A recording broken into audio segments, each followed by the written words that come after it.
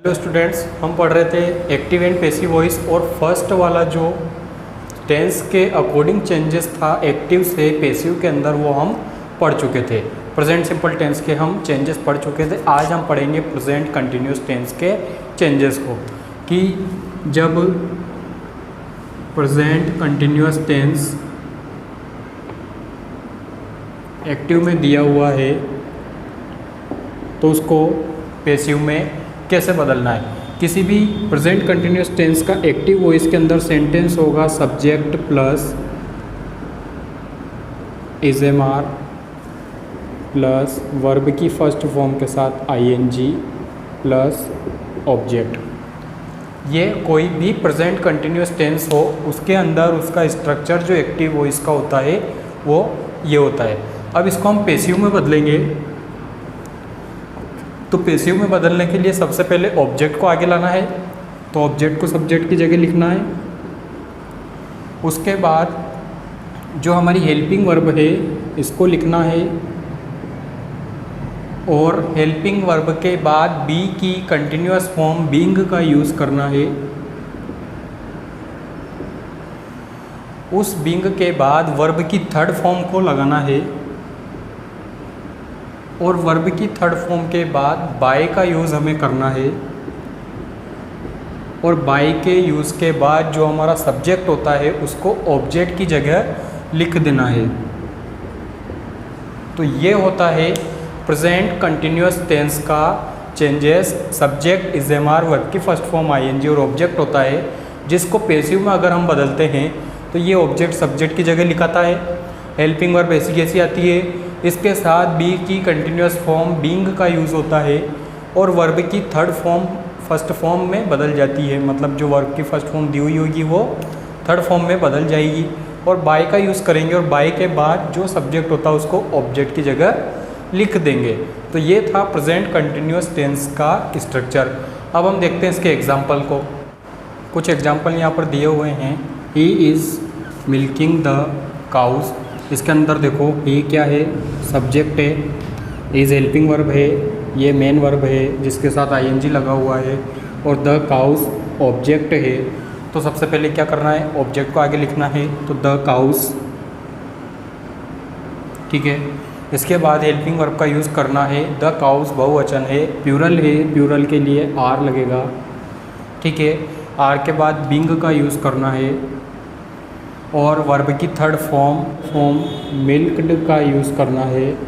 उसके बाद बाय का यूज़ कर सब्जेक्ट को ऑब्जेक्ट में लिखना है। सब्जेक्ट था ही को जब ऑब्जेक्ट में लिखा जाएगा तो ये ऑब्जेक्ट में बनता है हिम। तो ये था कंटिन्यूअस टेंस का एक्टिव से पैसिव में चेंजेस। सेकंड सेंटेंस को हम देखें तो इसके अंदर सब्जेक्ट ये दिया हुआ है, ये वर्ब है और ये ऑब्जेक्ट है। अ लेटर को जब हम आगे लाएंगे तो इसके साथ हेल्पिंग वर्ब लगेगी इज़ और बीइंग, रिटन, बाय और शी जब सब्जेक्ट से उठकर ऑब्जेक्ट में जाता है तो हर में चेंज होता है। She is written, she a letter is being written by her. Third sentence दिया हुआ he is taking coffee, Rekha is eating the apples. आपको इनको खुद बनाना है। अब हम देखते हैं प्रेजेंट परफेक्ट टेंस के बारे में कि वो किस प्रकार से एक्टिव से पैसिव में चेंज होते हैं। अब हम बात करते हैं प्रेजेंट परफेक्ट टेंस की कि ये किस अकॉर्डिंग एक्टिव से पैसिव के सेंटेंस में बदलते हैं। तो इसका स्ट्रक्चर जब हम एक्टिव वॉइस के अंदर देखेंगे तो इसका स्ट्रक्चर होता है सब्जेक्ट प्लस हेल्पिंग वर्ब के रूप में एज या हैव का उपयोग होता है। और टेंस के अंदर हमने पढ़ा कि परफेक्ट टेंस में हमेशा वर्ब की थर्ड फॉर्म का यूज़ होता है, ठीक है, और पीछे ऑब्जेक्ट होता है। ये होता है इसका एक्टिव वॉइस के अंदर कोई भी सेंटेंस। सब्जेक्ट होगा, सब्जेक्ट के साथ हैज़ या हैव, फिर वर्ब की थर्ड फॉर्म और फिर ऑब्जेक्ट। जब हम इसको पैसिव वॉइस के अंदर कन्वर्ट करेंगे तो सबसे पहले क्या करना है, इस ऑब्जेक्ट को सब्जेक्ट की जगह लिखना है यहाँ पर। फिर हेल्पिंग वर्ब लगानी है।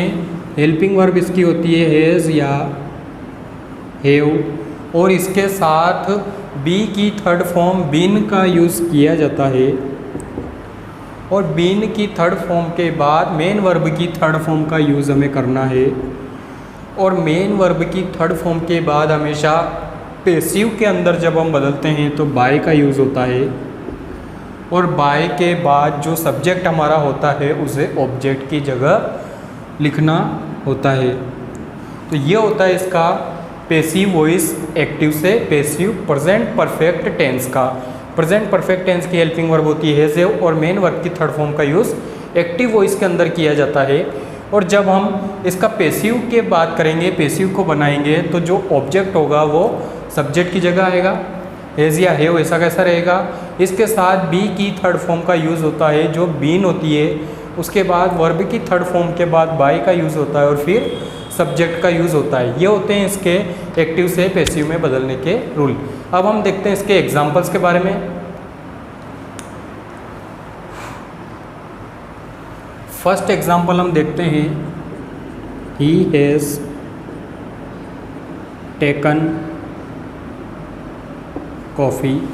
ठीक है, अब इसको जब हम पेसिव में बदलेंगे, ये एक्टिव वॉइस आपको दिया हुआ है जिसके अंदर सब्जेक्ट है ही, हेल्पिंग वर्ब दी हुई है, मेन वर्ब दी हुई है और ऑब्जेक्ट दिया हुआ है। जब हम पेसिव में बदलेंगे तो सबसे पहले ऑब्जेक्ट को लिखेंगे। तो कॉफ़ी ऑब्जेक्ट है जो सबसे आगे आया। उसके बाद हेल्पिंग वर्ब के रूप में हैज़ या हैव लगाना है, तो coffee helping verb has use होगा। उसके बाद बीन को यूज़ करना है। उसके बाद वर्ब की थर्ड फॉर्म टेकन दी हुई है जिसको ऐसा कैसा लिख देना है। और फिर बाय का यूज़ कर कर हमें क्या करना है, सब्जेक्ट को ऑब्जेक्ट की जगह लिखना है। ही जब भी सब्जेक्ट होगा तो ये ऑब्जेक्ट में क्या बनता है, ऑब्जेक्ट में ये हिम के रूप में बनेगा। Coffee has been taken by him, ये तो है पेसिव वॉइस और वो है एक्टिव वॉइस। ये एक्टिव वॉइस में दिया हुआ था, ये हमने पेसिव वॉइस में कन्वर्ट कर दिया। अगला सेंटेंस दिया हुआ है, I have completed my work. इसके अंदर देखो, ये सब्जेक्ट दिया हुआ है, ये हेल्पिंग वर्ब, ये मेन वर्ब और ये ऑब्जेक्ट दिया हुआ है। जब आप ऑब्जेक्ट को सब्जेक्ट के जगह लिखोगे, जब भी पेसिव बनाओगे तो माई वर्क आगे आएगा। चूँकि माई वर्क आगे आ चुका है, इस माई वर्क के लिए हेल्पिंग वर्ब लगेगी हैज़ और इसके साथ बी की थर्ड फॉर्म बीन का यूज़ करना है। ठीक है, फिर वर्ब की थर्ड फॉर्म जो दी हुई है कंप्लीटेड, फिर बाय और सब्जेक्ट का यूज़ करना है, तो बाय और सब्जेक्ट है आई, जो ऑब्जेक्ट में जब भी लिखा जाता है तो मी के रूप में लिखा जाएगा। ठीक है, तो ये बना my work has been completed by me. ठीक है, अब इसके और एग्जांपल मैं आपको देता हूँ। दो सेंटेंस और लिखे हुए हैं, Ram has helped me. Fourth है, Ram and his father have helped him. इनको आपको चेंज करना है, आप इनको पढ़ते रहिए। जिसने भी इनके रूल्स के लिए वीडियो पहले नहीं देखा है उसका वीडियो भी अभी पेंडिंग में पड़ा हुआ है, तो आप वहाँ से देख सकते हैं। और सारे रूल्स याद करने के बाद ही आप इस चीज़ को कर पाएंगे, वरना प्रेजेंट परफेक्ट टेंस कब किस में चेंज होता है ये आप नहीं कर पाएंगे। इसलिए आप पिछले सारे वीडियो को, लेक्चर्स को देखिए, सारी क्लासों को अटेंड कीजिए और इसके बहुत सारे एग्जाम्पल आपकी बुक्स में दिए हुए हैं, वहाँ से आप इसके प्रैक्टिस करते रहिए।